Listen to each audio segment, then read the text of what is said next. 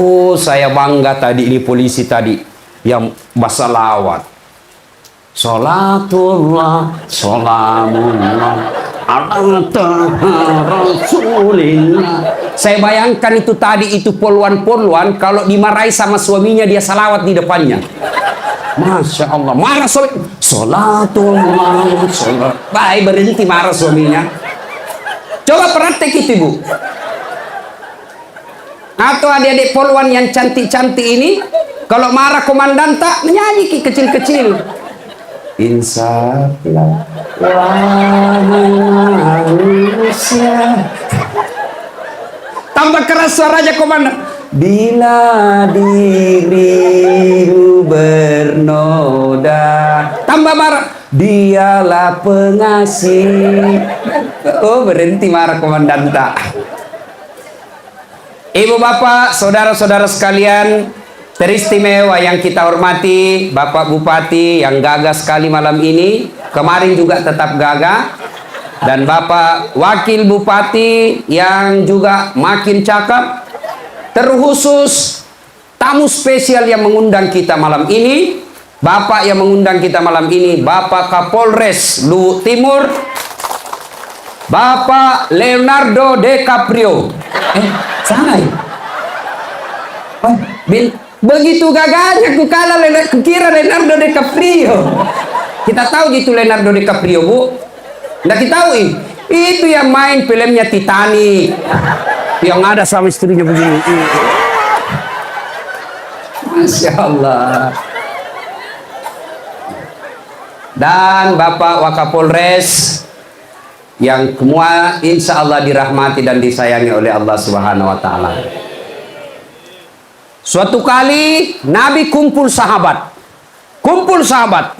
lalu Nabi bertanya, saudara-saudara sekalian, tahu ndak siapa yang bangkrut nanti di akhirat? Rugi di akhirat kelak, bangkeroi ko akhirat, pailit mereka di akhirat. Siapa yang tahu? Ada yang jawab, yang tidak sholat ya Rasul. Nabi bilang, oh rajin sholat sunnahnya bagus. Yang tidak puasa ya Rasul, dia puasa Ramadan, Senin Kamisnya lancar. Yang tidak haji ya Rasul, padahal dia sudah mampu, dia haji, bahkan pergi umroh tiap tahun. Yang tidak bayar zakat ya Rasul, oh dia bayar zakat, bahkan dia sedekah. Heran semua sahabat, sembahyang, puasa, haji ki, zakat ki. Kalau begitu siapa yang rugi ya Rasul? Nabi menjelaskan, jarusul wa khati'ur rahim, tetangga yang jahat sama tetangganya dan yang memutuskan persaudaraan. Heran semua sahabat, bagaimana bisa ya Rasul? Dia kan puasa, dia sholat, dia haji, dia zakat, kok bisa rugi? Nah bagus amalnya. Nabi menjelaskan, cocok mi. Hablu minallahnya baik, tapi hablu minan nasnya rusak. Hablu minallahnya baik, tapi hablu minan nasnya hancur.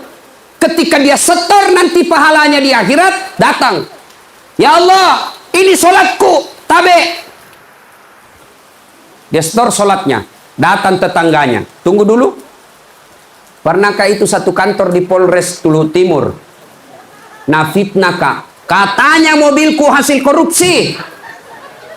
Gara-gara fitnahnya dikasih pindah ke Selayar.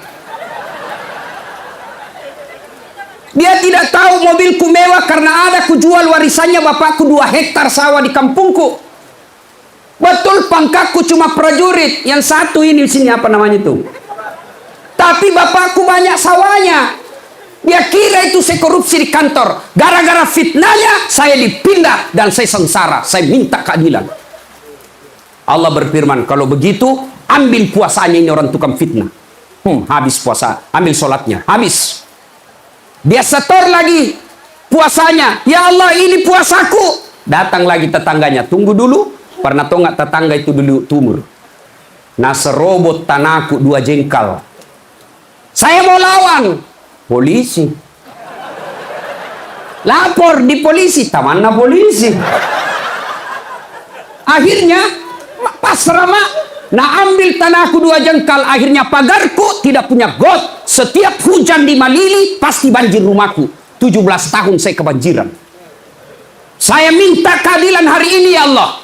Allah berfirman, kalau begitu ambil dia punya puasa. Habil sholat, habis puasa. Nah, setor lagi zakatnya. Ya Allah, ini zakatku. Datang lagi tetangganya, tunggu dulu. Pernah tahu nggak tetangga itu? Nah, fitnah kak. Katanya anakku yang lurus rambutnya bukan anaknya suamiku. Karena suamiku keriting rambutnya. Dia tidak tahu anaknya lurus rambutnya karena sudah direbonding. Gara-gara fitnahnya, saya dihina satu kampung, dituduh saya tukang selingkuh. Saya minta keadilan hari ini. Allah berfirman, kalau begitu, ambil dia punya zakat. Habis salat, habis puasa, habis zakat. Hajinya nastor lagi. Ya Allah, ini hajiku. Tunggu dulu Tuhan. Saya juga pernah di Luhut Timur sama-sama. Sama-sama Kak caleg. Nah, fitnahkah dengan hoax? Nah, sebarkan berita bohong tentang jati diri saya. Akhirnya saya kalah. Habis uangku. Pasang baleho 300. Habis. Saya minta keadilan. Allah bilang, sudah, ambil itu hajinya. Capu. Habis nih. Masih ada orang yang datang. Ya Allah, saya juga pernah disakiti. Saya pernah dihina, dimaki-maki, mentang-mentang dia pejabat, saya pegawai honor, nggak bisa kalawan ki. Sambaran nabi lagi kak, nak tendang pentaku, ku kasih lagi. Supaya diangkat kan jadi pegawai tetap. Tahu ki lagunya pegawai honor pak? Tahu lagunya pegawai honor? Begini lagunya. Berakit-rakit dahulu, berenang-renang ke tepian. Sakit-sakit dahulu, susah-susah dahulu, lalu kemudian berbahagia. Pegawai honor itu. Sakit-sakit dulu, nanti ada SK, baru bisa senang-senang. Nah, bila tidak ada SK, tidak ada namaku di K1 stas, cari kau di K2. Tidak ada juga di K2, gampang, pulang kau cari di K kamu. Pasti lu dapat.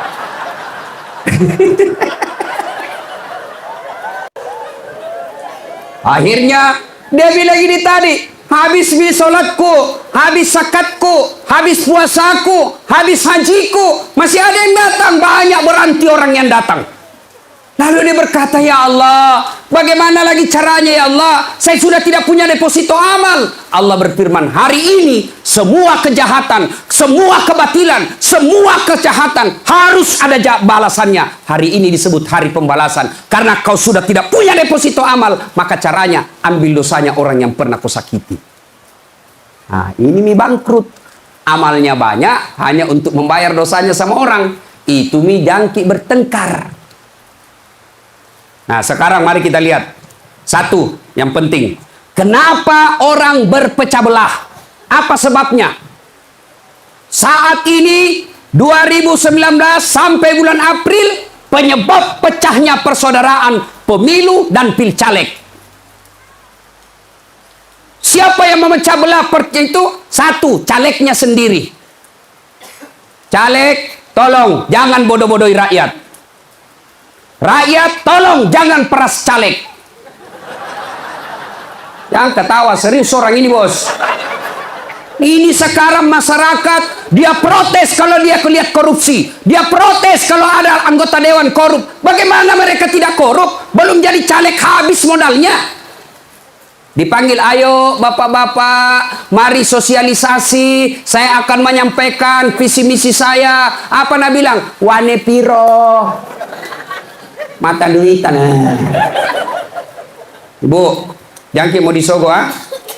Serius. Jilbab tolak. Beras tolak. Mau memajukan negara kita, kalau ibu bapak lihat orang yang datang bawa money politik, rekam melalui HP, bawa ke polisi, lapor, itulah yang merusak negara kita. Bisa ibu? Ah, kenapa ndak yakin?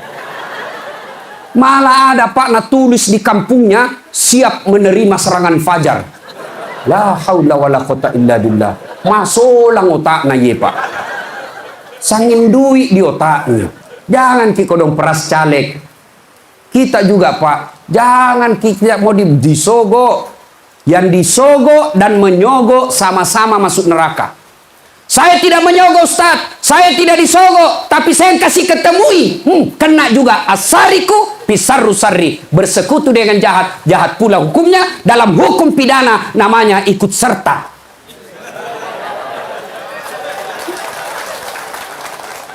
Jelas? Nah, pilwali, pilkada, pilcaleg, pilpres bisa sangat potensial memecah belah umat. Calegnya yang merusak. Yang kedua, siapa yang merusak kita? Tim sukses. Maka saya bilang tadi sama Pak Kapolres, semua saya terlambat. Mestinya semua tim sukses harus hadir. Kita cuci otaknya. Jangan disuruh bikin baleho 10, 2 jina bikin. Tim sukses, abu aja. Pak kena wali-wali Pak. Makan di kanan, makan di kiri. Memang cari pekerjaannya jadi tim sukses. Kalau kalian mau jadi tim sukses, jadilah tim sukses seperti Nafisah ketika mengurus antara Nabi dengan Khadijah. Khadijah selalu memuji Nabi, memuliakan Nabi, bercerita di depannya Nafisah. Nafisah ini asistennya Khadijah. Lalu Khadijah, baik Neni Muhammad, jujur, disiplin, masih muda, kuat kerja. Nafisah berkata, nah puji pegawai ini. Nah suka ini. Akhirnya apa? Nafisah datang kepada Muhammad. Muhammad, bagaimana menurutmu kalau ada perempuan suka kok? Ya alhamdulillah, rezeki. Tapi ini perempuan lebih tua dari kamu, tidak jadi masalah. Tapi janda nih, tidak jadi masalah. 2 kali janda, tidak jadi masalah. Yang jadi masalah, betulkah dia suka saya? Nah bilang Nafisah, tenang mas bro, saya punya urusan. Cuma dalam hadis tidak ada mas bro. Ini supaya enak didengar, hujangi bos. Lalu Nafisah datang kepada Khadijah. Bunda, bagaimana menurut bunda kalau ada laki-laki suka ki? Yang benar aja. Siapa tahu suka ini saya kodon tua janda. Bagaimana menurut bunda? Dia bilang, alhamdulillah, serius kok. Iya. Bagaimana ini laki-laki lebih muda dari bunda? Tidak jadi masalah. 15 tahun di bawah umur tak? Tidak jadi masalah. Tapi dia pegawai tak? Tidak jadi masalah. Yang jadi masalah, betulkah dia suka saya? Nabila Nafisah, tenang bunda, saya punya urusan. Serahkan semuanya kepada saya. Ini namanya tim sukses, tidak mempermalukan kedua belah pihak. Kalau begini tim sukses secara nasional, tim suksesnya 01, tim suksesnya 02, kalau begini karakternya mereka, insya Allah aman rakyat Pak. Ini tim suksesnya rata-rata kontraktor. Kalau sudah menang, sedikit penunjukan langsung Pak. Masolang. Akhirnya apa? Terjadilah prinsip malakum malatoka. Ambil kok saya juga ambil. Hancur negara. Belum diresmikan jembatan, rusak nih Pak. Ada kontraktor di sini? Ada? Pernah kita dengar itu kontraktor di akhirat Ibu? Pernah kita dengar itu kontraktor Pak Polisi? Jadi ini di akhirat baku SMS antara sorga dan neraka. Nah bilang penghuni sorga, oh Cikali, bagaimana modelmu di situ? Lu bilang tidak ada enaknya di sini, di blender jadi terus. Mana sami itu artis-artis yang jago menyanyi? Nah bilang hancur semua mukanya. Nah bilang dari neraka, bagaimana kau modelmu di sorga? Nah bilang, masya Allah, enak sekali. Untung kami sholat waktu itu, untung kami baik waktu itu. Ini mi sorga namanya 1 laki-laki 7 bidadari dan tidak pernah kentut. Tuh bidadari tidak pernah kentut Pak, tidak sama istri tak, kadang-kadang 14 kali kentut 1 hari. Manis aku tanganku ini. Ada sih. Akhirnya Nabi lagi penghuni neraka. Enaknya di surga dan yuk, boleh kami jalan-jalan ke situ. Nabi bilang, sini mah enggak apa-apa sih. Bagaimana caranya? Dia bilang begini, saya bikin jembatan dari surga, kamu juga bikin jembatan dari neraka, ketemu di tengah. Oke, lelang proyek. Keluar pemenang tender. Hari kesepakatan pekerjaan proyek 3 hari. Hari pertama jembatan dari neraka sudah 50%. Hari kedua 70% tuntas. Hari ketiga selesai efisiensi. Ini proyek dari neraka sudah selesai. jembatan dari sorga, belum juga bergerak proyeknya. Dia lihatlah nih, dari neraka Nabi. Hei, kenapa belum mulai proyekmu? Kami sudah sampai nih di tengah sesuai perjanjian. Kenapa kau belum mulai dari sorga? Apa Nabi bilang dari sorga? Bagaimana mau dimulai? Kontraktor, pengawas, pemborong, panitia, ada semua di situ.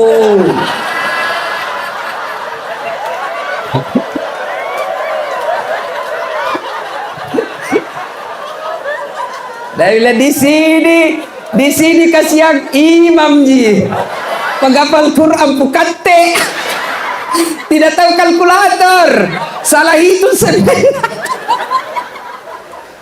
Hati-hati Pak, jadi kontraktor di Polres hati-hati kok. Selain hukum pidana menunggumu, hukum akhirat akan pasti kau dapat. Boleh kau lolos dari hukum pidana dunia, tapi demi Allah tidak akan lolos kamu hukum akhirat. Dan susah itu tobat kalau kontraktor Pak, susah tobat. Saya dosa sama Bapak, gampang. Saya datang minta maaf, Bapak tidak maafkan saya, urusan Bapak dengan Allah nanti di akhirat. Yang penting sudah minta maaf. Tapi kalau berkaitan dengan uang negara, pajak, APBN, pembangunan, uang negara dipakai, Bapak tidak minta maaf sama satu orang, tapi Bapak datang ke seluruh rakyat Malili, pembayar pajak Liutumir untuk datang minta maaf nanti ketika di akhirat. Datangi semua itu, minta maaf, salah gunakan dulu pajakmu. Cik dak kok. Masih mau kok. Makanya yang pernah ambil barang-barang kantor Polres, kasih pulang besok. Kalau tidak kau kasih pulang setengah mati kau cilaka. Tiba-tiba hilang meja. Siapa ambil meja ini? Terutama itu kalau pindah lagi tuh kepala-kepala kantor. Hilang semua itu gorden. Kau dari mana? Tidak mungkin saya datang ambil. Hilang AC-nya, hilang kulkasnya, mana piring-piring sudah tertulis inventaris Polres Luhut Timur, hilang semua Pak. Nanti hancur kok. Saya suruh kau panggil ke ceramah.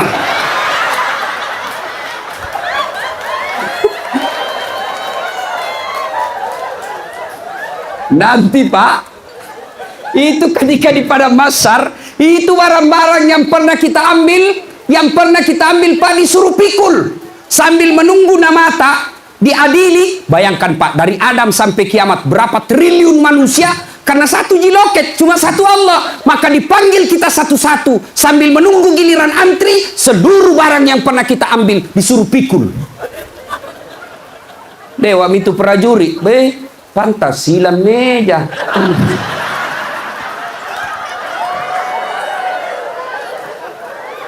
Termasuk ibu-ibu yang suka ambil sendok kalau pergi pengantin. Ini ibu-ibu Columbus. Tahu ibu-ibu Columbus? Kelompok pembungkus.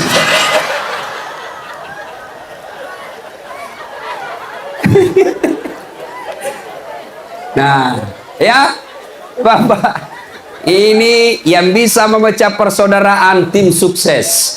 Tim sukses rata-rata kontraktor, dan kontraktor itu kadangkala mengambil uang negara dan tobatnya susah. Jelas? Nah, apalagi yang memusak persaudaraan kita, Pak? Apalagi yang memutuskan persaudaraan? Hoax. Tahu jaki hoax, Ibu? Tahu? Berita balle-balle, berita palsu alias fitnah. Berita benar saja tidak boleh disebarkan apabila merusak persaudaraan. Saya ulang, berita yang benar saja, ada faktanya, ada datanya, betul kejadian itu. Tapi kalau merusak persaudaraan dan kemaslahatan, haram disampaikan. Apalagi berita bohong. Contoh, Nabi satu ketika menyampaikan pengumuman. Selesai menyampaikan pengumuman, ada sahabat yang mendengar pengumuman itu, namanya Abu Hurairah. Abu Hurairah ini Pak Kapolres, sahabat Nabi yang paling banyak meriwayatkan hadis. Selesai mendengarkan pernyataan dari Nabi, Abu Hurairah lari-lari menuju ke pasar. Dilihat sama Umar. ditahan sama Umar. Hei, Abu Hurairah, mau ke kemana buru-buru lari-lari? Kata Abu Hurairah, saya mau menyampaikan pengumuman penting. Apa gerangan? Baru saja saya dengar Nabi bersabda, siapa yang syahadat, diyakini sampai mati, maka dia pasti masuk surga. Dia ucapkan la ilaha illallah, Muhammad Rasulullah, tidak Tuhan selain Allah, Muhammad utusan Allah, diyakini sampai mati, pasti masuk surga. Nabi bilang Umar, betulkah Nabi bilang begitu? Saya tidak yakin. Nabi bilang Abu Hurairah, betulkah? Tojengko, kalian pegang ah? Tentu tidak ada dalam hadis itu. Tapi Umar khawatir. Umar khawatir. Ah, siapa tahu ini tidak benar. Akhirnya apa? Nabi bilang, tunggu dulu. Jangan kau dulu umumkan. Saya mau cek dulu. Saya harus datang kepada Nabi untuk klarifikasi kebenaran apa yang kau sampaikan. Dalam teori jurnalistik, inilah yang disebut check and recheck. Datangi sumber berita itu, kita datangi, tanyakan, bahasa klarifikasi. Bahasa Qur'annya namanya tabayyanu. Sampai dulu ke sana dulu. Akhirnya Umar bilang, tunggu dulu, tarik tanganmu. Sini kok, kita menghadap sama Nabi. Hadap sama Nabi Umar. Lalu Umar berkata, ya Rasulullah, katanya Anda mengucapkan la ilaha illallah Muhammad dan Rasulullah, diucapkan yakin sampai mati, pasti masuk surga. Nabi bilang, iya betul, baru tadi saya sampaikan. Umar berkata, ya Rasulullah, ini Abu Hurairah mau umumkan di pasar. Kata Nabi, terus kenapa? Bahaya. Maksudmu? Bayangkan ya Rasul, ini berita kalau disebarkan di pasar, masyarakat awam bisa salah paham. Biar judi yang penting syahadat masuk surga. Biar berzina yang penting syahadat masuk surga. Biar edar narkoba yang penting syahadat masuk surga. Salah paham nanti rakyat kita. Kalau begitu saya usul ya Rasul, jangan disampaikan ke masyarakat awam. Kenapa? Berita ini bisa menyesatkan dan merusak. Akhirnya Nabi berkata, betul. Berita seperti ini jangan kau sampaikan ke masyarakat awam, karena nanti bisa jadinya menyesatkan meskipun ini benar adanya. Akhirnya dari kejadian ini adalah pepatah Arab yang mengatakan, likulli makam makal wa likulli makal makam. Setiap tempat ada bahasa yang cocok, dan setiap bahasa ada tempat yang cocok untuk bahasa itu. Nah, ini paham. Saudara-saudara pengguna media sosial, pengguna Facebook, pengguna Instagram, pengguna Twitter, WhatsApp, hati-hati broadcast. Hati-hati menyebarkan berita-berita berantai. Bisa jadi berita itu bohong, bisa jadi berita itu fitnah. Bapak akan ada orang yang disakiti, merasa dihina, merasa hak-hak pribadinya, merasa dicemarkan nama baiknya. Maka Bapak dilapor ke polisi, orang bisa jadi gubernur, orang bisa jadi anggota DPR. Mereka sudah menikmati kejayaan karena kita itu, tapi justru kita masuk penjara gara-gara kita jadi tim sukses yang menyebarkan berita-berita bohong. Maka hati-hati, jangan sebarkan itu seenaknya. Kita baca, hai, bohong ini. Ciri-ciri, kalau ciri-ciri itu berita-berita bohong, kalau ada nak tulis segera viralkan. Ah, itu salah satu ciri-cirinya itu. Ciri-cirinya lagi, kita lihat tidak ada sumbernya. Siapa yang tulis ini? Berarti tidak ada penanggung jawab. Siapa yang kirim? Bapak penanggung jawab, ikut serta menyebarkan namanya berita bohong. Ya? Ibu, jelas? Nah, hoax, berita bohong. Apalagi yang bisa menyebabkan persaudaraan pecah, sombong, macingkang, matampo, borro, melok dikata. Sombong. Apa itu sombong, Ustaz? Apa itu sombong pakai barang mahal? Belum tentu. Apa itu sombong pakai baju-baju mahal? Belum tentu. Lalu apa itu sombong? Nganggap remeh orang lain, menolak kebenaran. Ah, itu sombong. Ah, ini poluan yang pintar ini. Bagus dituan dulu deh. Buka dulu, karena setengah mati kalau saya buka. Ngambil waktu. Ya, jangan lihat poluannya, lihat saya saja. Ih, bapak-bapak, sudah lihat poluan, mau ditembak. Jangan berani sama poluan. Dia ada pistol. Nah. Apalagi kalau istri tak poluan, Pak. Jam memang makin aborgol ki. Ada poluan lagi, dokter lagi deh, nah suntik mati, Pak. Nah, ibu bapak, saudara-saudara sekalian, sombong. Apa yang menyebabkan orang sombong? Satu, kata Nabi, bertambahnya ilmu. Itu sombong itu. Adakah orang sombong bertambah ilmu? Ustadz. Ada ustadz yang sombong? Banyak. Mana? Yang menolak perbedaan dan ceramahnya tidak mau menerima perbedaan. Banyak itu ustadz begitu, Pak. Mengaku ustadz sebenarnya, bukan ustadz. Mengaku ustadz. Baru belajar agama 6 bulan. Itu pun melalui YouTube. Nah, kasih kafir semua orang. Maulid bid'ah. Isra Mi'raj bid'ah. Taksiyah bid'ah. Kenapa? Tidak ada pada zaman Nabi. Apa yang tidak ada pada zaman Nabi? Bid'ah, sesat, masuk neraka. Kalau alasannya tidak ada pada zaman Nabi, sesat, masuk neraka, maka tolong Anda ceramah, jangan pakai mic. Kenapa? Karena pada zaman Nabi tidak ada mic. Berarti ceramah pakai mic bid'ah. Oleh karena itu saya mau ceramah tidak pakai mic.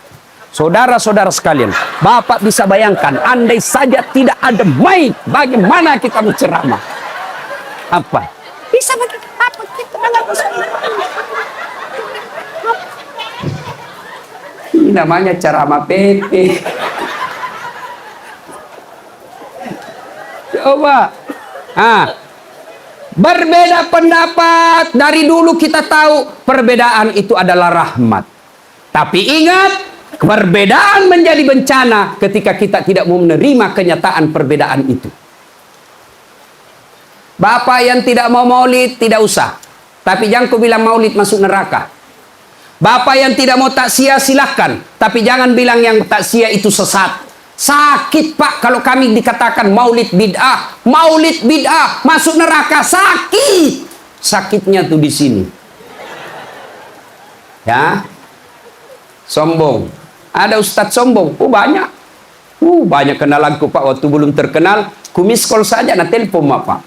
Baru ku miss call, na telepon. Ada ustadz. Sekali na terkenal, Pak, ku telepon dari pagi ndak nangkat, siang ndak nangkat, malam sampai ndak nangkat. Sekali na nangkat, siapa ya? Sota, ada di nama aku di situ. Jangan sombong gara-gara ilmu. Kalau Allah marah dengan ilmu, Allah cabut kita punya ilmu. Akhirnya apa? Nah, kasih pikun, Ki. Ada obatnya pikun, Pak? Ada obatnya pikun? Ada orang, Pak, tinggi sekali ilmunya, banyak gelarnya. Kurang lebih sama Ustaz Dasar. Coba ini panitia masih ada kurang 1 gelarku di depan. Doktornya masih tidak ada. Itu ada PhD, beda itu. PhD itu dokter luar negeriku. Dokter di depan, dokter dalam negeri. 2 dokterku, Pak. Apa sombong? Tidak, klarifikasi.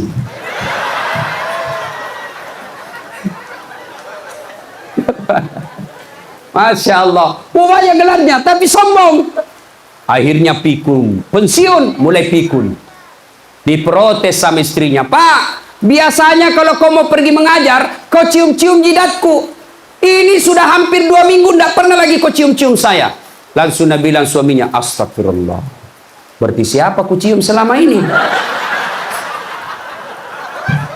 Ternyata pembantu. Jangan juga modus, Pak. Pura-pura pikun, didapat sama pembantunya sama anaknya. Kukira mamamu, nak. Modus, ada pasalnya ini, Pak. Bagaimana tahu suami tak tidak ke pembantu? Pembantu tak masih muda, seksi, bicaranya sopan, bagus dandanannya, tidak pernah maki-maki suami. Bagaimana tahu tidak lari ke pembantu? Mau makan suaminya, pembantunya urus sih. Mau minum, pembantunya yang ngurus, Ki. Mau pergi kerja, pembantunya kasih sepatu. Mau pakai baju, pembantunya kasih baju. Mau mandi, pembantunya kasih handuk. Mau tidur, pembantunya temani. Cik dakon. Datang itu ibu kutu. Malas. Malas dandan. Suka marah-marah. Kerjanya ndak beres. Ditelepon pagi-pagi, di mana kok ibu? Iya, orang lagi jogging. Sampai di kantor sudah sholat duhur. Sudah mau ke sholat duhur. Ini orang lagi di mall. Cereweknya ini laki-laki. Ditelepon lagi asar. Saya lagi yoga supaya saya seksikan kau tonji senang.